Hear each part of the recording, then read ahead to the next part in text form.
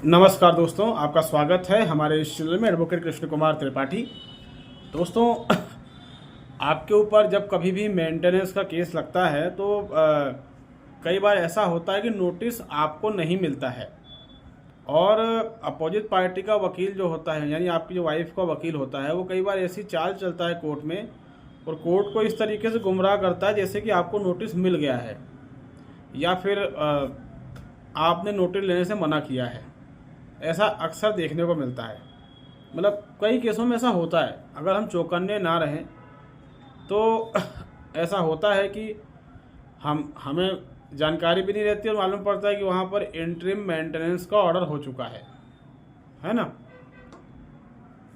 कई बार ऐसा भी होता है कि हम पर कोई केस लगा है और हम पर पहले से ही केस चल रहे हैं। मान लीजिए 498 चल रहा है, डोमेस्टिक वायलेंस 125, उसके अलावा कस्टडी का केस, डाइवोर्स केस, इसकी हमें कोई जानकारी नहीं है। लेकिन हमारा वकील चालाकी करता है, उसको सब पता रहता है कि इस पे कौन कौन से मुकदमे दर्ज हो चुके हैं और होने वाले हैं। एक केस में क्या हुआ था कि एक शख्स के ऊपर घरेलू हिंसा का मुकदमा लगा था और उनको कोई नोटिस नहीं मिला था। उनके वकील ने क्या किया, चाल चलते हुए उस शख्स को कोर्ट बुला लिया। जिस दिन घरेलू हिंसा के मुकदमे की तारीख थी, उसी दिन उन्होंने उस शख्स को कोर्ट बुला लिया कि आप कोर्ट आ जाइए, आपसे कुछ काम है। और फिर कोर्ट आने के बाद उन्होंने उसको बता दिया कि तुमको पता है तुम्हारे पर घरेलू हिंसा का मुकदमा भी दर्ज हो गया है। तो वो शख्स घबरा गया, उसे कानून का नॉलेज नहीं था।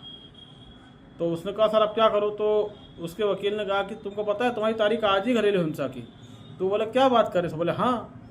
तो उसके बाद उसने अपने वकील से पूछा कि सर मुझे करना क्या चाहिए। तो बोले आज आए हो तो एक काम करो, जो कोर्ट की फाइल है उसमें साइन कर दो।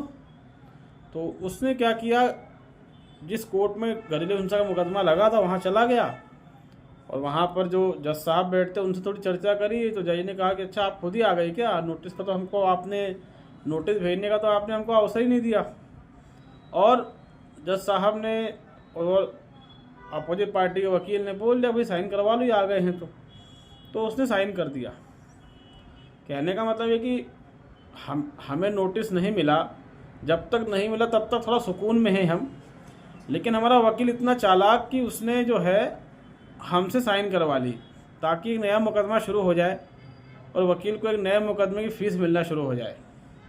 तो कई बार ऐसा भी होता है कि आपके ऊपर मुकदमा तो लगता है, आप उससे बचने की कोशिश भी करते हैं, मगर आपका जो वकील है वो फंसा देता है आप। इलाहाबाद हाईकोर्ट ने एक जजमेंट है, Lalit Singh versus state of UP. ये इलाहाबाद हाईकोर्ट का जजमेंट है, क्रिमिनल रिवीजन 3686/2023। इस जजमेंट में इलाहाबाद हाईकोर्ट ने कहा है कि एक्स पार्टी भरण पोषण का आदेश नहीं दिया जा सकता अगर पति को मिले नोटिस का जिक्र आदेश में ना हो।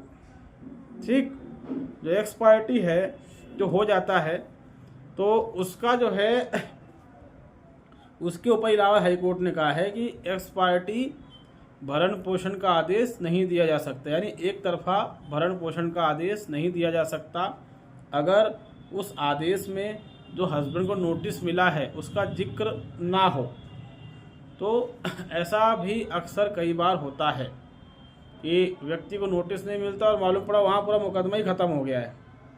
तो ये जनरली क्या होता है कि कुछ चालाक एडवोकेट्स रहते हैं, वो इस तरह के काम को करवाते हैं और इसका मोटी फीस ले लेते हैं। वो करवाने में फ़ायदा ये रहता है कि भाई हस्बैंड के ख़िलाफ़ एक तरफा भरण पोषण का आदेश हो जाएगा, तो उसके बाद जो है हस्बैंड बुरी तरीके से फंस जाएगा और जो भी वो भरण पोषण वाइफ को देगा उस भरण पोषण में हमारा भी हिस्सा रहेगा।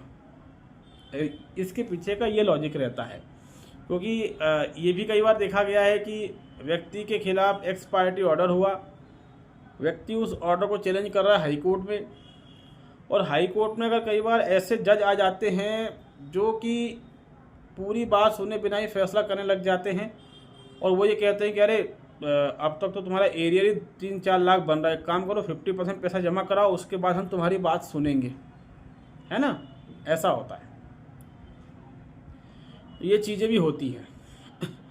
इसका उपाय क्या है, एक सवाल ये पैदा होता है कि मान लीजिए हमारे खिलाफ एक्स पार्टी ऑर्डर हो गया है तो इसका उपाय क्या है, अब करें क्या हम?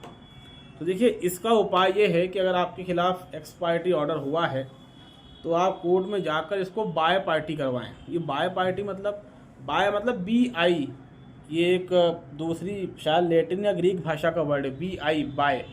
बाय मतलब होता है दो। एक्स पार्टी में क्या होता है, एक तरफा फैसला होता है।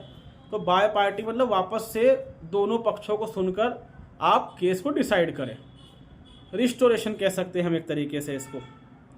तो इसमें एप्लीकेशन लगाई जाती है कोर्ट में, एक सिंपल एप्लीकेशन लगाई जाती है, और उसमें जो भी कारण आपके पास हो कि मुझे तो नोटिस ही नहीं मिला, ये कारण तो सफिशिएंट कारण है, लीगल कारण है, या फिर मुझे जो है समय नहीं मिला किसी कारणवश, जो भी है, अगर आपको नोटिस नहीं मिला तो क्लियरली मेंशन करना है कि हमको नोटिस ही नहीं मिला, इसलिए इस केस को वापस से शुरू किया जाए। तो जज जो है वो उस केस को वापस शुरू करता है।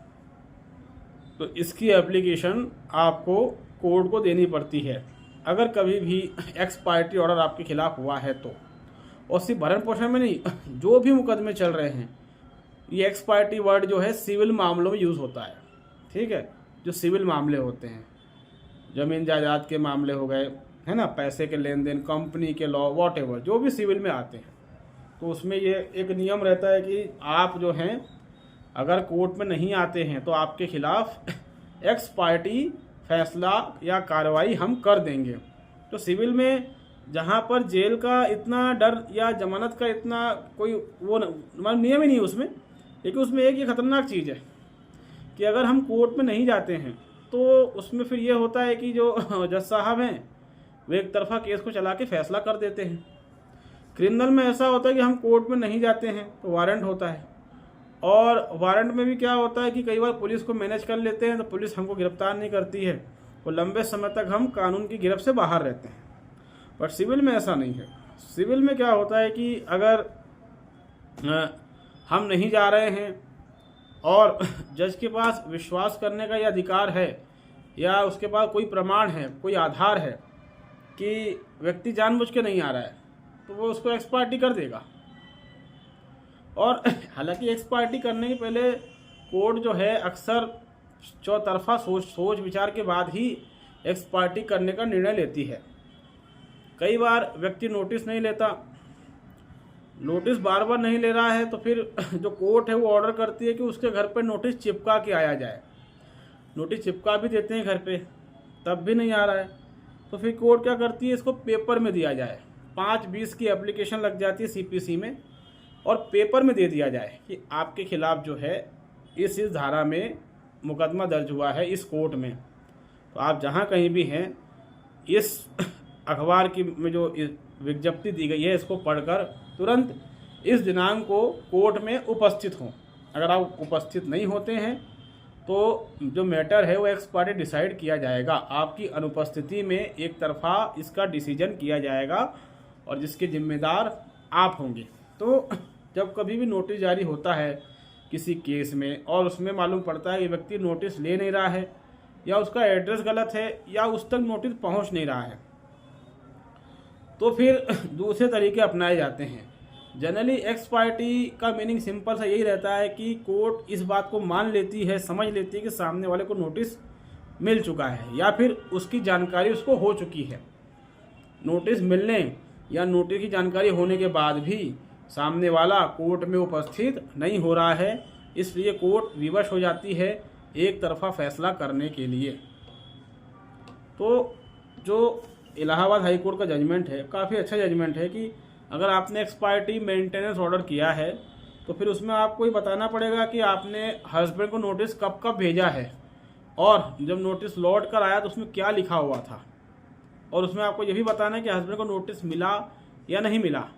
अगर नहीं मिला तो क्या ये जस्टिफाई है कि आप एक तरफा ऑर्डर कर दें? क्या आपने जांच करने की कोशिश की कि क्यों नहीं मिला, क्या कारण थे? एड्रेस गलत था, डाकिया पहुंचा नहीं पाया नोटिस, या घर पे ताला लगा हुआ था, या हस्बैंड वहाँ रहता ही नहीं है। ठीक है, तो ये जो जजमेंट है काफ़ी लैंडमार्क जजमेंट है उन लोगों के लिए जिनके खिलाफ एक तरफा जो है मेंटेनेंस के ऑर्डर हो गए हैं और वो अब उस ऑर्डर के खिलाफ हाई कोर्ट भटक रहे हैं। हो सकता है किसी को हाई कोर्ट से रिलीफ मिला हो, और किसी को हाई कोर्ट ने ये कहा हो कि 50% अमाउंट जमा करवाओ, उसके बाद हम मामले को सुनेंगे। तो बेहतर ये है कि डायरेक्ट हाई कोर्ट ना जाते हुए जहाँ पर भी ये फैसला हुआ है, फैमिली कोर्ट में या डिस्ट्रिक्ट कोर्ट में, वहाँ पर उसको बाय पार्टी करने का जो है एप्लीकेशन लगाइए। और अगर व्यक्ति ने गलत तथ्यों के आधार पर एक्स पार्टी करवाया है केस को, तो 340 की एप्लीकेशन लगाइए।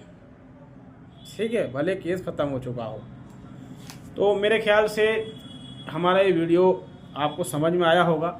हमने जो समझाने का प्रयास किया आपको समझ में आया होगा। अगर आप हमारे चैनल में नए हैं, इसको लाइक करें, इसको सब्सक्राइब करें, इसको शेयर करें दोस्तों। तब तक के लिए धन्यवाद, नमस्कार।